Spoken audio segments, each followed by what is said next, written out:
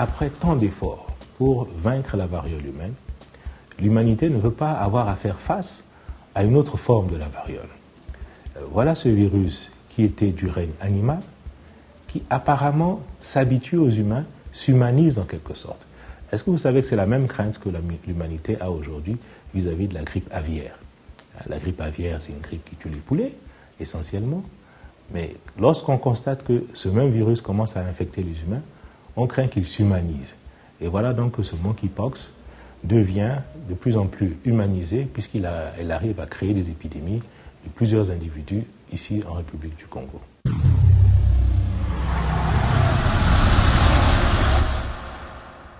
C'est le docteur Wassawassa qui a découvert le premier cas dans l'histoire du monde. Il a découvert le premier cas au Congo, Brazzaville. Un jour, en 2003, il était venu me voir avec des photos. Il a dit, docteur, nous avons des cas de variole à l'hôpital, ou une maladie qui semble comme le variole. Il a dit, je sais que le variole est déjà éliminé dans le monde, il n'y a plus de cas, mais ça semble exactement pareil comme le variole. L'évolution clinique et les signes, les éruptions sont très semblables. Il avait des photos, il a amené même son livre de médecine, son texte.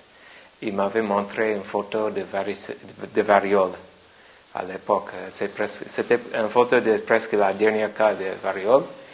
Et il m'a montré ces photos qu'il avait pour le malade qui était encore à l'hôpital. Il m'avait dit, docteur, vraiment, c'est un problème.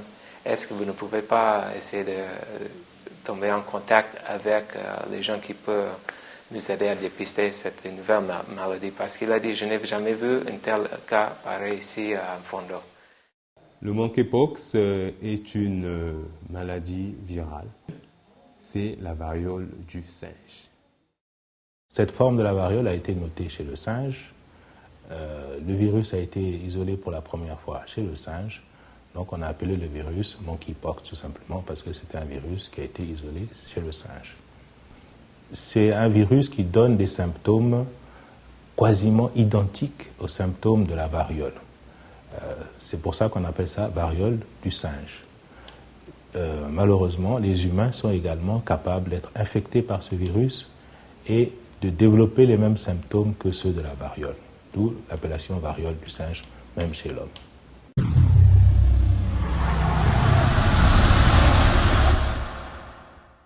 Babeli yango euti na bato bautaki côté à likolo et bandaki côté à likolo.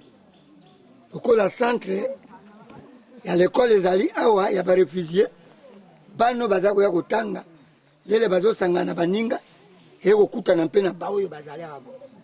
Ezumunganga ezumpe ba maîtresse. La maladie peut être acquise par un humain au contact physique d'un animal infecté. Alors ça peut être un singe malade. Lorsqu'on chasse un singe malade et qu'on l'attrape, on attrape et on touche évidemment les lésions. En touchant les lésions, on peut être infecté. Ça peut être aussi un autre animal parce que ce virus n'est pas typique ou unique au singe. C'est un virus qui se promène un peu dans la nature. On le retrouve souvent au niveau des rongeurs. Les rongeurs, d'ailleurs, sont souvent des porteurs sains, c'est-à-dire qu'ils peuvent avoir quelques petites lésions, mais très très difficiles à détecter.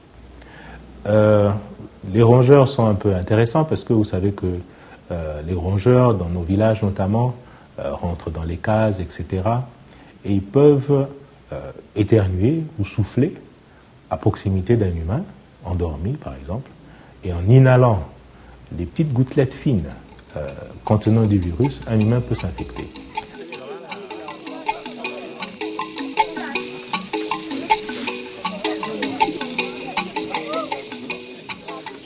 Nous avons pris d'abord le soin de prendre en charge les malades, naturellement, les patients, toutes les personnes qui sont atteintes, et vacciner tous les enfants dans le département.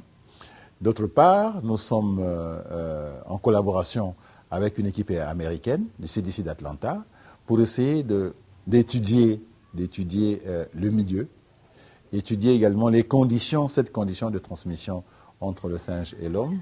Bref, faire certaines recherches qui nous permettront de mieux asseoir une stratégie pour mener une lutte efficace.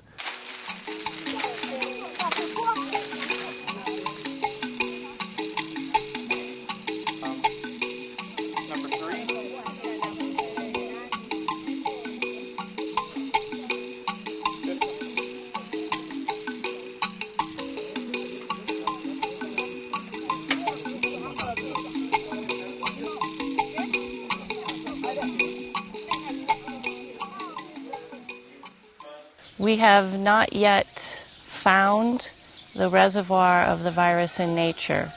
We know that the virus can infect many different kinds of animals. For some of those animals, it's much like being a person. They may accidentally find the virus, accidentally become infected, and then they can pass the virus on.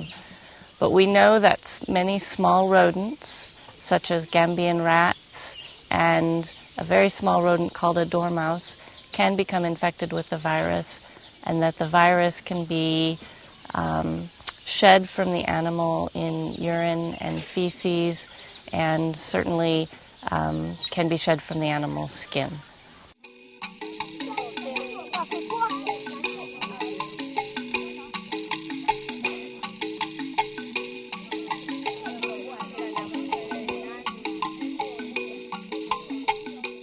Les personnes les plus vulnérables au monkeypox sont les enfants, généralement.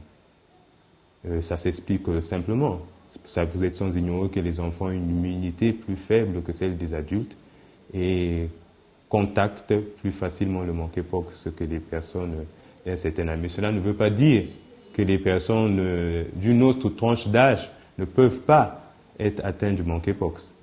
Un enfant en contact avec un rat palmiste et touché peut avoir le monkeypox et transmettre le monkeypox à un autre enfant ou à une autre personne.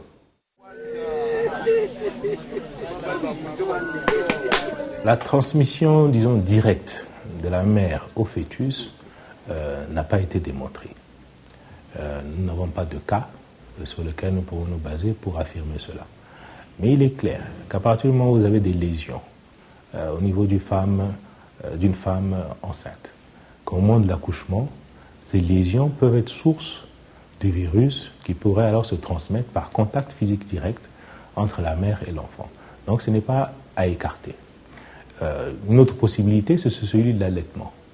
Et là, on peut penser qu'un contact physique direct entre le sein maternel et le bébé peut suffire à la transmission de la maladie sans pour autant accuser le lait, disons, maternel.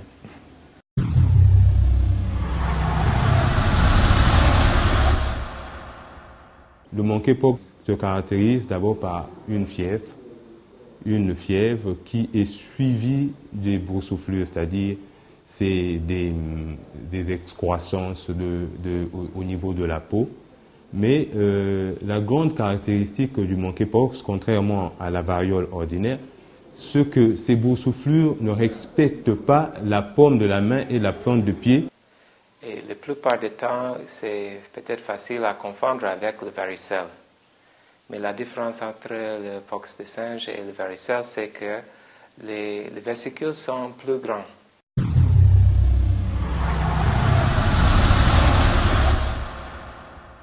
La meilleure des choses, c'est d'éviter de l'avoir, cette maladie. Nous avons des complications surtout sur le plan oculaire. Le plan oculaire qui peut mener jusqu'à la cécité dans certains cas. Le monkeypox, c'est vrai, c'est une maladie très difficile à supporter, mais fort heureusement, le nombre de décès est très faible comparé à d'autres maladies comme Ebola où il s'agit d'hécatombes.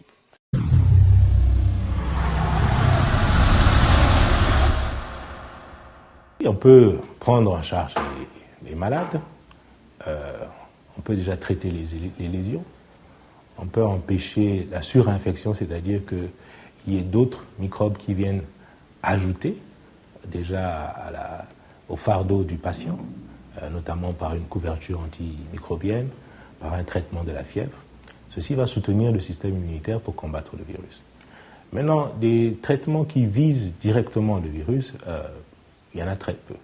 Il y a un médicament qu'on appelle le cidofovir, mais il doit être utilisé 24 heures après l'infection pour être vraiment efficace. La cécité dans le monkeypox, c'est une cécité qui est généralement évolutive, parce que au fur et à mesure, vous remarquez que tous les enfants qui ont été atteints par le monkeypox posent des problèmes oculaires en ce moment.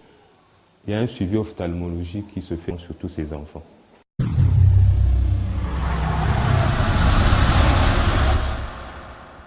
Nous sommes à notre 3e épidémie et toutefois que le virus repart un peu dans son monde primaire et qu'il nous revienne, certainement qu'il développe des mécanismes pour essayer de combattre un peu notre système immunitaire. Et j'ai peur qu'au bout de quelques épidémies, qu'on arrive au virus de la variole déjà éradiqué, ou peut-être même plus fort que ce virus de la variole éradiqué.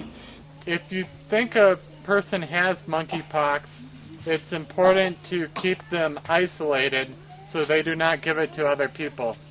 Soki bomoni mutu moko abandi malade yango, il faut botia ye na isika na ye moko. Il est difficile de demander aux gens d'abandonner complètement leurs habitudes alimentaires, mais néanmoins, le singe étant proche de l'homme, il est vivement conseillé d'éviter de consommer du singe, puisque souvent les maladies qui atteignent les singes vont nous atteindre également. S'il faut le faire, il faut le faire vraiment en veillant à ce que le singe soit en très bonne santé, ce qui est difficile à vérifier dans nos villages. Pour ce qui est des autres animaux tels que les rongeurs, là également c'est difficile d'empêcher les gens de manger, mais toujours est-il que dès les premiers signes cliniques, il vaut mieux se rapprocher d'un médecin pour essayer d'avoir un traitement. Parce que plus on a le traitement rapidement, même si c'est un traitement symptomatique, plus il est efficace. Donc ce que nous pouvons demander aux populations, c'est de ne pas s'ériger en médecin, de pouvoir rendre compte à qui de droit, parce que beaucoup de maladies s'expriment par la fièvre. Et pour une fièvre, on peut toujours dire c'est un paludisme, c'est une grippe, c'est telle ou telle chose.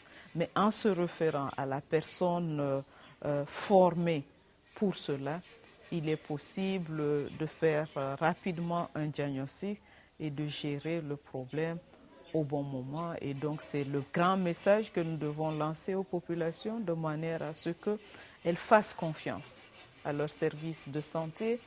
Elles reportent au niveau des autorités administratives toute information permettant à ceux-ci d'assister aussi leurs services de santé, parce que la communication, c'est une diversité de canaux et elle est essentielle en matière de santé.